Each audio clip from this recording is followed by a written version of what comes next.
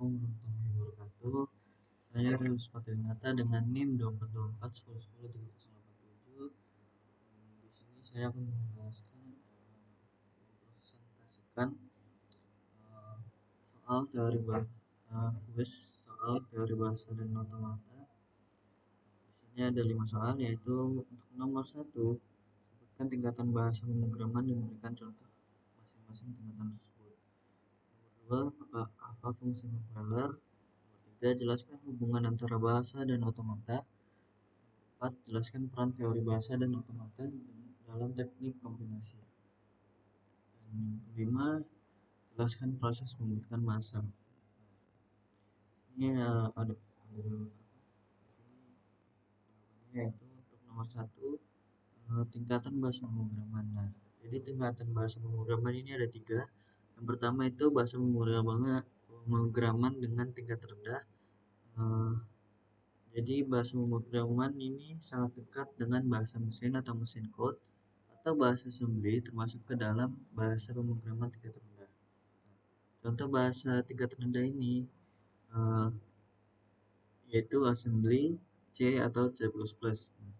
Bahasa ini cenderung sulit dipahami oleh manusia dan lebih banyak digunakan untuk aplikasi sistem atau aplikasi yang memerlukan performa tinggi. Dan yang kedua yaitu ada bahasa pemrograman tingkat menengah atau mid-level language. Jadi bahasa pemrograman tingkat menengah yaitu merupakan bahasa pemrograman yang menggabungkan konsep bahasa tingkat rendah dan tingkat tinggi. Nah, contoh bahasa pada tingkat menengah ini adalah C#, Pascal, atau Java. Bahasa ini lebih mudah dipahami oleh manusia dan lebih banyak digunakan untuk aplikasi bisnis atau aplikasi pengembangan perangkat lunak.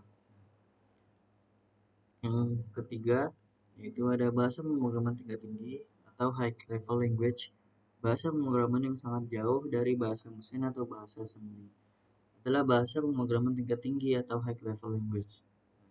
Jadi contoh bahasa tingkat tinggi ini yaitu ada Python, Ruby, atau JavaScript. Nah, bahasa ini sangat mudah dipahami oleh manusia dan lebih banyak digunakan untuk aplikasi web, aplikasi mobile, dan atau aplikasi data science. Untuk nomor 2 yaitu apa fungsi compiler. Jadi fungsi compiler itu secara garis besar adalah memudahkan programmer dalam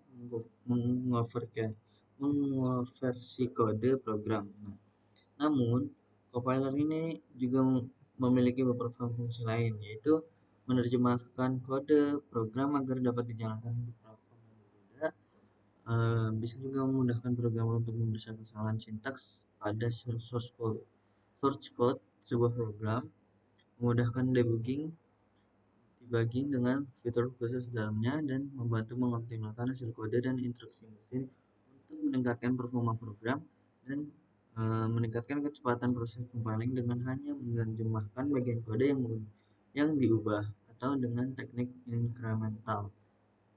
Terus yang terakhir yaitu meningkatkan cyber security dari sebuah program dengan validasi kode sumber. Nah, terus untuk nomor 3 yaitu jelaskan hubungan antara bahasa dan otomata.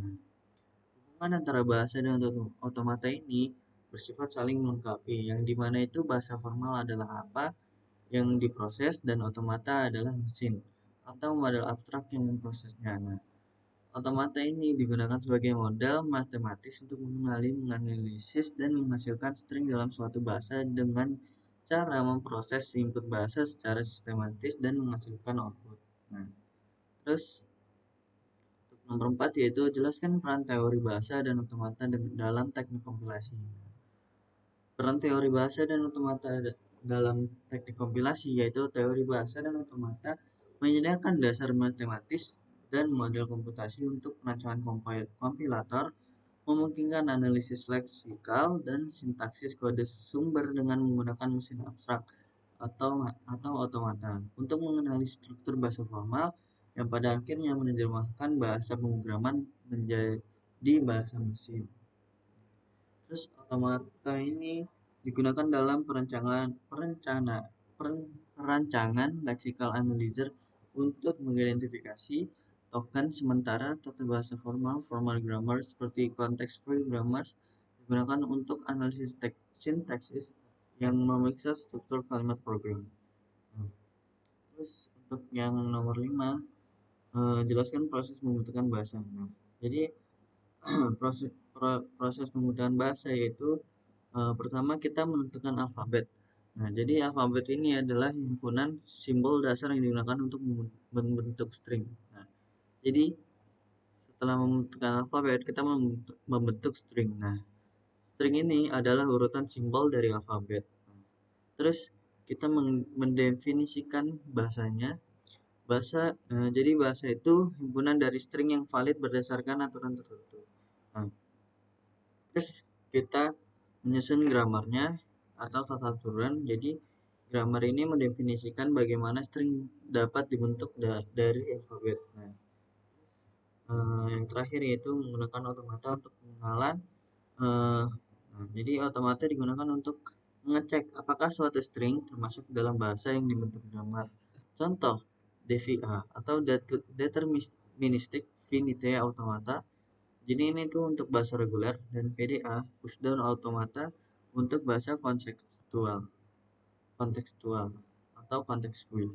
Oke, sekian dari saya. Assalamualaikum warahmatullahi wabarakatuh.